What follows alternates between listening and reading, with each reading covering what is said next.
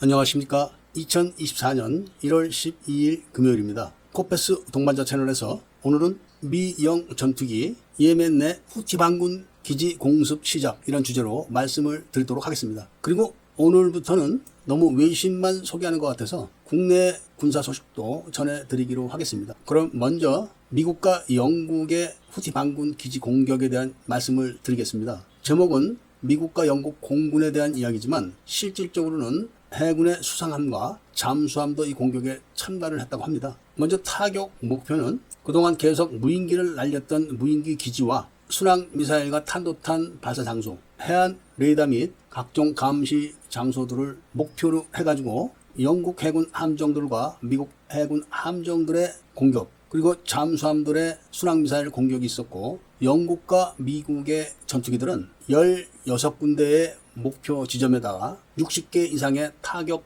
목표를 설정해 놓고 집중적으로 공격을 가해서 모두 다 타격을 했다고 합니다. 정밀 유도 폭탄만 100발 이상이 동원됐다고 하니까 후티 반군으로서는 막대한 타격을 받은 겁니다. 그리고 이걸로 끝나는 게 아니라 지속적으로 공격을 하겠다고 지금 예고를 하고 있기 때문에 2차 공격에 대한 준비를 하고 있을 겁니다. 후티 반군 측도 이번 미영 두 나라의 공격은 이미 예고를 하고 있었고 준비를 하고 있었다, 이렇게 발표를 하면서 물러서지 않을 것을 다짐했습니다. 이번 미국과 영국의 후티 반군 공격에 대해서 우리나라도 10개국이 지지성명을 발표한 나라에 속하게 됐는데, 그 이유는 우리나라가 이미 광개토 대왕급 구축함 한 척을 파견하고 있기 때문에 그런 겁니다. 그리고 어제도 말씀을 드렸지만 예멘의 후티 반군이 이란의 지지를 받으면서 지원을 받아가지고 버티고 있는 건데, 어제 이란군이 훈련을 하면서 자국 내에 석유화학단지를 공격한 내용을 말씀드렸지만 이란군의 수준이 그렇습니다. 막강한 미국과 영국 그리고 다국적 해군을 상대로 1000톤급의 초계함 한 척을 보내놓고 그걸로 다국적 해군을 상대하겠다는 그런 나라입니다. 현실이 그런 겁니다. 그리고 후티 반군이 요구하는 것은 이스라엘이 하마스에 대한 공격을 멈추라는 것인데 이스라엘은 그럴 생각이 전혀 없습니다.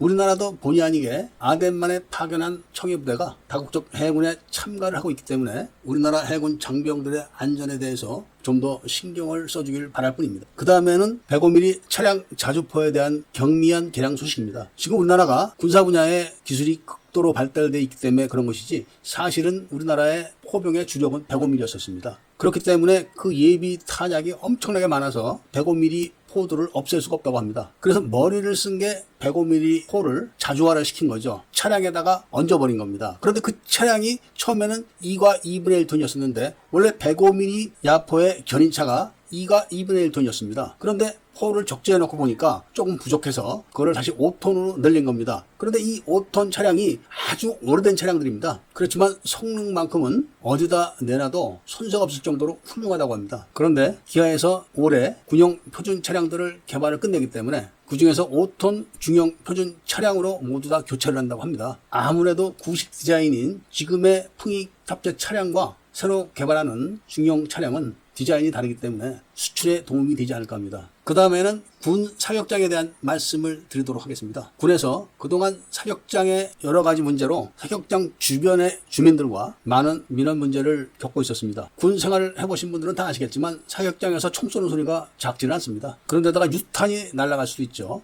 특히 야간 사격을 할 수도 있습니다. 이러니까 주민들이 잠을 못 잔다 어쩌다 저쩌다 많은 민원을 야기한 게 현실인데, 이번에 육군 7공수 여단 사격장을 방탄판을 사용한 차단벽하고 방음벽을 설치했다고 합니다. 강변 고속도로 같은 데를 보면은 방음벽이 차단된 거를 한 번씩은 보셨을 겁니다. 그게 그래도 나름대로 큰 효과가 있는 겁니다. 완벽하게 모음 처리는 하지 못하지만 소리를 많이 줄일 수 있는 건 맞습니다. 그런데다가 방탄판을 사용해가지고 차단벽을 만들어 놨기 때문에 유탄이 날아갈 일이 전혀 없다고 합니다. 이 사격장을 만드는데 대략 3년 정도가 소요됐고 예산은 90억 원 정도가 투입됐다고 합니다. 그리고 차단벽은 좌우만 설치한 게 아니라 위에까지 차단벽을 설치했기 때문에 도비탄이 딴 데로 날아갈 염려는 전혀 없다는 겁니다. 군은 앞으로 2035년까지 총 86개 사격장을 이런 식으로 개량해서 사격장의 소음을 아파트 층간 소음 이하로 줄여나가겠다고 하니까 이런 것은 아주 잘하는 것 같습니다. 오늘은 해외 군사 소식과 국내 군사 소식을 전해드리고 이야기를 마치고자 합니다. 애국 시민분들과 밀매분들께서는 구독을 꼭 해주시고 좋아요와 알림 설정을 부탁드리면서